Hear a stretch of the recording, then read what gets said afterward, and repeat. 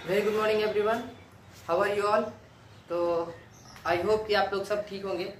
और आज हम लोग जिस टॉपिक के बारे में बात करने वाले हैं, फिजिक्स का क्लास 10 का पहला टॉपिक। आज बेसिक से ही हम लोग चीज़ देखेंगे कि लाइट के जो फर्स्ट चैप्टर है फिजिक्स का, लाइट रिफ्लेक्शन एंड रिफ्रैक्शन के बारे में। तो पहले हम लोग लाइट के बारे में जानेंगे, फिर हम लोग रिफ्लेक्शन के बारे में जानेंगे, और फिर नेक्स्ट पार्ट में, आने वाले पार्ट में, अपकमिंग पार्ट में हम लोग देखेंगे कि रिफ्रैक्शन और उनके लॉज के बारे में देखेंगे। तो पहले हम लोग बेसिक अंडरस्टैंडिंग करते हैं कि इस चैप्टर में हम लोग पढ़ने वाले क्या हैं। ओवरव्यू देखते हैं कि क्या क्या कौन कौन सा टॉपिक पढ़ेंगे, और इसके बाद हम लोग स्टार्ट करते हैं इस चैप्टर को। तो पहले तो इस चैप्टर में हम लोग पढ़ने वाले हैं लाइट के बारे में, फिर हम लोग लॉज ऑफ रिफ्लेक्शन पढ़ेंगे, फिर नेक्स्ट टॉपिक में हम लोग प्लेन मिरर के द्वारा इमेज फॉर्मेशन पढ़ेंगे, फिर स्पेरिकल मिरर के द्वारा का इमेज फॉर्मेशन पढ़ेंगे, मिरर फार्मूला पढ़ेंगे, साइन कन्वेंशन पढ़ेंगे, और इसके बाद हम लोग जाएंगे अपना रिफ्रैक्शन वाले पार्ट पे, जो नेक्स्ट पार्ट है इस चैप्टर का। तो चलिए आज का पार्ट हम लोग स्टार्ट करते हैं बेसिक ऑफ फिजिक्स में, बेसिक ऑफ लाइट चैप्टर का। तो सबसे पहले हम लोग समझते हैं कि लाइट होता क्या है। लाइट आप सबको मालूम होगा, बचपन से पढ़े होंगे, छोटे क्लासों में भी पढ़े होंगे कि light is a form of energy. Light क्या है? Light is a form of energy which give us power of vision. मतलब लाइट के ही कारण हम लोग किसी चीज को देख पाते हैं। मतलब अगर आप देखिए, लाइट किसी चीज पे गिरता है, फिर वहां से जब रिफ्लेक्ट बैक होकर हम लोग की आंखों में आता है, तभी हम लोग उस चीज को देख पाते हैं। अगर मान लीजिए कहीं से लाइट वापस ही नहीं आएगा, तो फिर हम लोग उस चीज को नहीं देख पाएंगे। ठीक है, जहाँ से लाइट वापस आ जाएगा, हम उस चीज को, जहाँ से टकरा के लाइट वापस आता है, हम उस चीज को देख पाते हैं। हम लोग नेक्स्ट टॉपिक्स में पढ़ेंगे भी कि इमेज फॉर्मेशन कैसे होता है। तो लाइट के बारे में हम लोग समझे क्या होता है। Light is a form of energy. Light एक फॉर्म ऑफ एनर्जी है जो कि हम लोग को पावर ऑफ विजन देता है, किसी चीज को देखने में हेल्प करता है। नेक्स्ट जो इस चैप्टर का हम लोग का नेक्स्ट पार्ट है वो है laws of reflection. Laws of reflection एक क्लास में भी पढ़े होंगे आप लोग, उससे छोटे क्लासेस में भी पढ़े होंगे कि दो लॉज ऑफ रिफ्लेक्शन होता है। पहला लॉज तो ये है कि angle of incidence is always equal to angle of reflection. इसका मतलब ये होता है कि कितनी, जिस डिग्री पे, जिस एंगल पे कोई भी लाइट रे इंसिडेंट करेगा, इंसिडेंट रे और रिफ्लेक्टेड रे के बारे में पहले हम जानते हैं। इंसिडेंट रे क्या होता है? जो लाइट किसी चीज से टकराने के लिए चलता है। मान लीजिए टॉर्च है, टॉर्च से जो ये लाइट निकला, इसको हम लोग क्या बोल रहे हैं? Incident ray. और फिर जब इससे ये टकराया और टकराने के बाद जो रिफ्लेक्शन हुआ, रिफ्लेक्शन के बाद जो लाइट रे जा रहा है, उसको हम लोग क्या बोल देंगे? Reflected ray. ठीक है, तो ये लाइट रे, मान लीजिए ये लाइट रे गया, दिस इज इंसिडेंट रे, और अब यहाँ से टकराने के बाद जो लाइट रे जा रहा है, उसको हम लोग बोल रहे हैं रिफ्लेक्टेड रे। अब ये क्या कहता है ना, लॉज ऑफ रिफ्लेक्शन कहता है कि एंगल ऑफ इंसिडेंस, जिस एंगल पे ये इंसिडेंट रे यहाँ से टकराया है, उसी एंगल पे ये क्या करेगा? रिफ्लेक्ट भी करेगा। ठीक है, मान लीजिए एंगल ऑफ इंसिडेंट 30 डिग्री है, 30 डिग्री पे कोई चीज जाके टकराया, तो 30 ही डिग्री पे जाके क्या करेगा? रिफ्लेक्ट करेगा। जैसे आप मान लीजिए आपके हाथ में बॉल है, आप नॉर्मल ऐसे ड्रॉप करते हैं तो क्या होता है? ऐसे ही आपके पास बॉल आएगा, आप उसको थोड़ा सा एक एंगल पे फेंकेगा, थोड़ा सा मान लीजिए किसी एंगल पे फेंक रहे हैं, ऐसे करके फेंकेगा तो बॉल इस ऐसे ही जाएगा। तो ये क्या है? वो भी इसी तरह से लाइट के साथ भी है। लाइट अगर 30 डिग्री पे गया तो 30 डिग्री पे ही रिफ्लेक्ट होगा। इंसिडेंट जितना डिग्री पे होगा उतना ही रिफ्लेक्ट भी उतना ही डिग्री पे होगा। ये पहला लॉज ऑफ रिफ्लेक्शन कहता है। मतलब, और ये चीज आपको हमेशा ध्यान में रखना है। ऐसा पूछ भी सकता है कि मान लीजिए एंगल ऑफ इंसिडेंट 30 डिग्री है, तो एंगल ऑफ रिफ्लेक्शन बताइए क्या होगा? 35 है तो क्या है? 90 है तो क्या होगा? तो ये आपको ध्यान रखना है कि angle of incidence is always equal to the angle of reflection. जो नेक्स्ट लॉ है वो कहता है the incident ray, reflected ray and the normal to the reflecting surface at the point of incident lie in the same plane. मान लीजिए कि हमारा अलग अलग प्लेन के बारे में हम थोड़ा सा समझते हैं। मान लीजिए अगर कोई इंसिडेंट रे यहाँ पे टकराया है, तो हम लोग पहले लॉज ऑफ रिफ्लेक्शन में क्या पढ़े कि अगर यहाँ से कोई चीज टकरा रहा है तो फिर इतना ही सेम डिग्री पे क्या होगा? ये रिफ्लेक्ट भी होगा।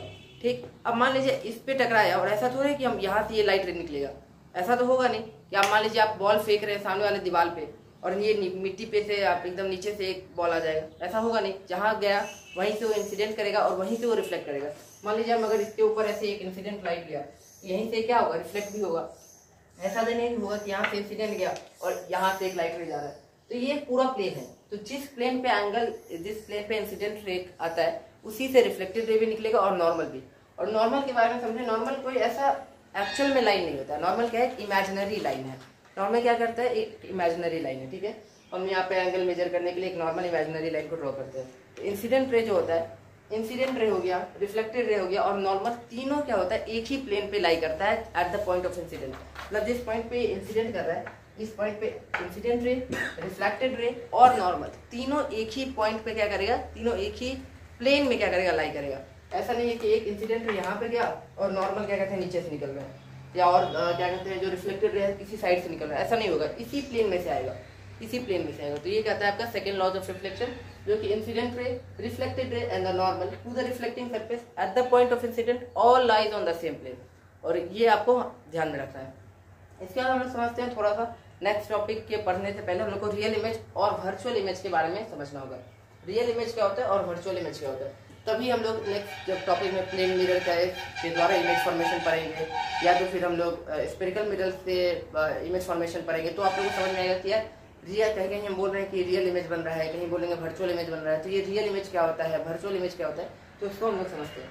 रियल इमेज क्या होता है ना, रियल इमेज तब बनता है कि जब दो रिफ्लेक्टेड रे एक्चुअली में मीट करेगा, जब दो रिफ्लेक्टेड रे एक्चुअल में मीट करेगा तभी जाके हम लोग बोलेंगे कि ये क्या हुआ, कि ये रियल इमेज है। अगर रियल इमेज, अगर मान लीजिए दो रिफ्लेक्टेड रे मीट ही नहीं कर रहा है तो क्या कहेंगे हम लोग कि ये रियल इमेज नहीं है। मान लीजिए आप यहाँ से कोई सा भी एक सरफेस है जहाँ से आप लाइट ले गया, जैसे मान लीजिए हम आपको यहाँ पे एक इमेज फॉर्मेशन करते हैं, छोटा सा दिखा रहे हैं। मान लीजिए ये लाइट है, ठीक है, यहाँ से कोई लाइट गया और यहाँ से ऐसे आके मिला, और दूसरा लाइट है यहाँ से ऐसे गया और फिर ये भी आके मिला, तो क्या देख रहे हैं, दो जो रिफ्लेक्टेड रे, ये दो रिफ्लेक्टेड रे रिफ्लेक्शन के बाद टकराने के बाद यहाँ पे मिल रहा है, तो ये दो एक्चुअली में मिला। अगर एक्चुअली में मिलता है तो हम लोग क्या बोलते हैं, real image, real image formation होगा। मतलब सही में अगर रिफ्लेक्टेड रे मिलता है तो हम लोग रियल इमेज बनता है। अगर वर्चुअल इमेज का बनता है, अगर लाइट लगता है कि मिल जाएगा लेकिन मिलता नहीं, मतलब अपेयर होता है कि मिल जाएगा। जैसे बोलते हैं ना कि मान लो कि तुम, एक आदमी जा रहा है नॉर्थ में, एक आदमी जा रहा है साउथ में, अब ये दो आदमी कभी आपस में मिलेगा नहीं, लेकिन हम क्या बोलते हैं कि अगर नॉर्थ वाला आदमी साउथ में आने लगता है या साउथ वाला आदमी नॉर्थ में जाने लग जाता है तो हम लोग क्या होता है, दोनों आदमी मिल जाता है। वैसे ही होता है लाइट रेज के साथ, हम लोग एक्सटेंड करते हैं और बोलते हैं कि अगर हम लोग इसको एक्सटेंड करेंगे बैक साइड में और इसको और एक्सटेंड करेंगे तो शायद ये जाके आगे मिल जाएगा। तो ऐसा लगता है कि ये मिल जाएगा लेकिन एक्चुअली में कभी ये मिलता नहीं है। जैसे कि अगर हम छोटा सा इमेज फॉर्मेशन इसके लिए करें तो मान लीजिए कि एक लाइट रे यहाँ से गया और ये इधर चला गया और ये क्या है, इधर चला गया। अब मान लीजिए ये दोनों कभी मिलेगा आपस में, एक दूसरे डायरेक्शन चला गया, दूसरे डायरेक्शन चला गया, ये कभी भी आपस में नहीं मिलेगा। लेकिन हम लोग क्या करते हैं कि इसको एक्सटेंड करते हैं, इसको एक्सटेंड करते हैं और सोचते हैं कि अगर ये इधर नहीं जाके बैक साइड में गया रहता तो जाके कहीं मिलता। जैसे मान लीजिए कि हम इसको ऐसे एक्सटेंड कर रहे हैं, इसको ऐसे एक्सटेंड कर रहे हैं, तो रियलिटी में तो ये कभी नहीं मिला आपस में एक दूसरे से। लेकिन यहाँ पे इस पॉइंट पे क्या हो रहा है कि हम लोग एक्सटेंड किए और हम लोग को लगा कि ऐसा मिलेगा, तो जब अपेयर होगा कि मिलेगा, लेकिन एक्चुअली में ये नहीं मिल रहा है। अगर एक्चुअली में मिल जाता है तो रियल इमेज, लेकिन अगर अपेयर होगा मिलने के लिए तो हम लोग इसको क्या बोलते हैं, वर्चुअल इमेज। रियल इमेज के साथ एक और बात आपको ध्यान में रखना है कि रियल इमेज को हम लोग स्क्रीन पे क्या करते हैं, ऑब्टेन कर सकते हैं, स्क्रीन पे रियल इमेज को हम लोग कैप्चर कर सकते हैं। लेकिन वर्चुअल इमेज के साथ ऐसा नहीं है, वर्चुअल इमेज को हम लोग स्क्रीन पे कैप्चर नहीं कर सकते। तो ये था real image, virtual image. I hope कि आपको ये सारा चीज समझ में आया होगा बढ़िया तरीके से। अगर आपको समझ में आया तो आप इस टॉपिक को, इस वीडियो को लाइक करें, चैनल को सब्सक्राइब करें और मिलते हैं नेक्स्ट पार्ट में। Thank you.